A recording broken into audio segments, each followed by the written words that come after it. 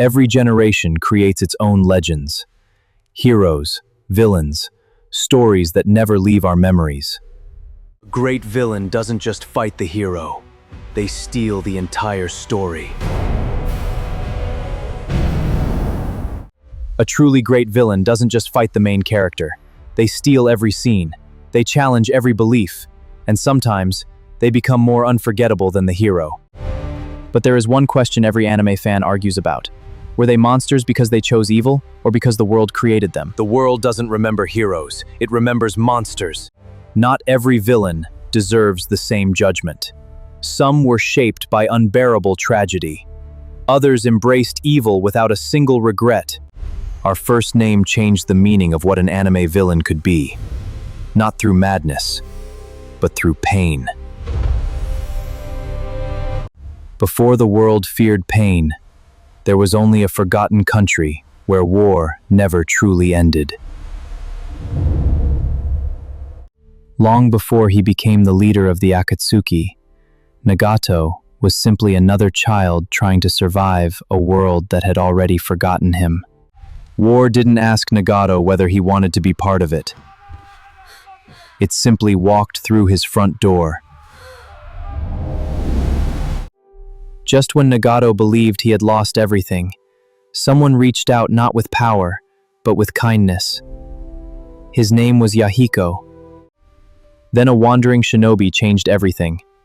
Jiraiya didn't see future enemies. He saw children who still deserved a chance to dream. Yahiko believed peace wasn't something you waited for. It was something you built. Together, the three friends created the original Akatsuki, not as terrorists, but as a symbol of hope. Some dreams don't end with defeat. They end with sacrifice. Protect our dream. That day, Nagato didn't lose his friend. He lost his faith in humanity.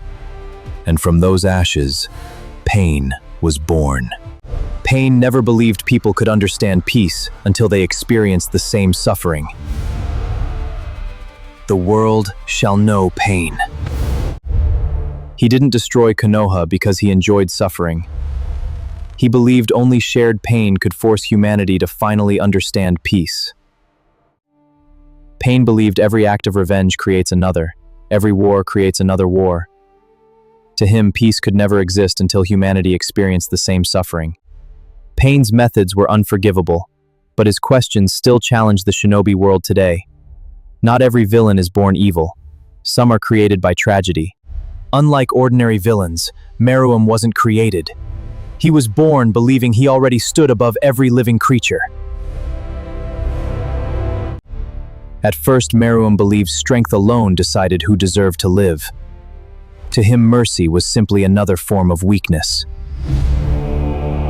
Then someone appeared who wasn't afraid of the king.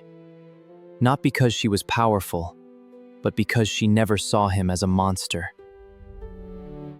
Every king believes he is unbeatable, until someone changes the rules of the game. Meruem had conquered nations, but he couldn't conquer Kamuji. Checkmate. Without realizing it, the king was changing. Not because someone defeated him in battle, but because someone taught him empathy. In the end, Meruem didn't ask for another battle. He didn't ask for more power. He asked for one final game with the only person who ever treated him like an equal. Meruem began as the perfect predator, but in the end, he discovered something far more powerful than strength: compassion. That's why he earns his place in the green tier. Some villains are created by tragedy. Mahito was never one of them. He wasn't broken by the world. He was born to break everyone else. Mahito never saw people as people.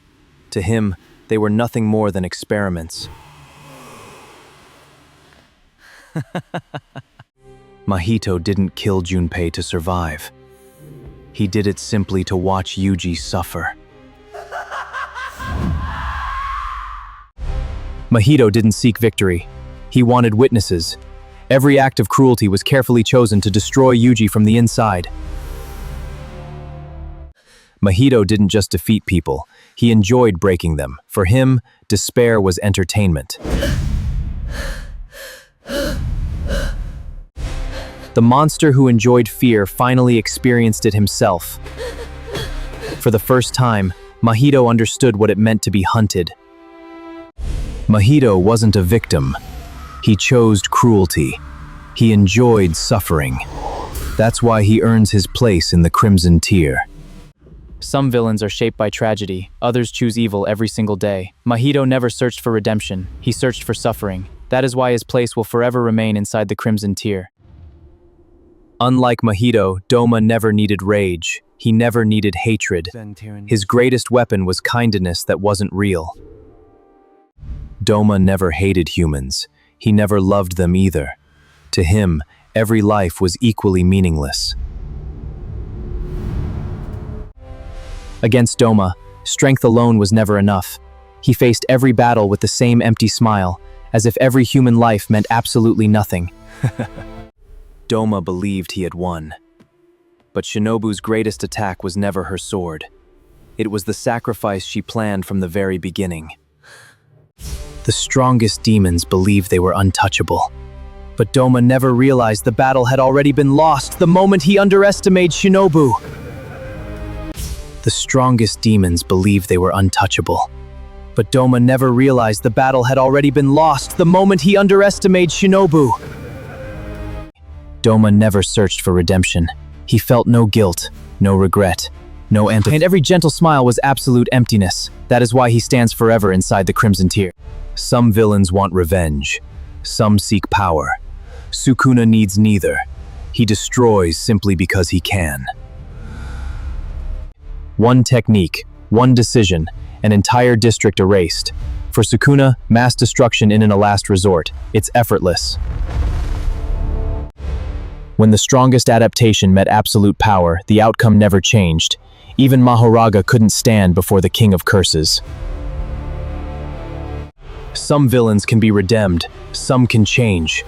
But Sukuna never wanted redemption. He never needed a reason. He stands at the peak of the Crimson Tier. The rankings are complete. Heroes who found humanity and monsters who abandoned it forever. But the debate isn't over. One place still remains. Who truly deserves the final Crimson Tier spot? Every ranking creates another argument, and next time the debate becomes even more impossible. I'll see you in episode 6.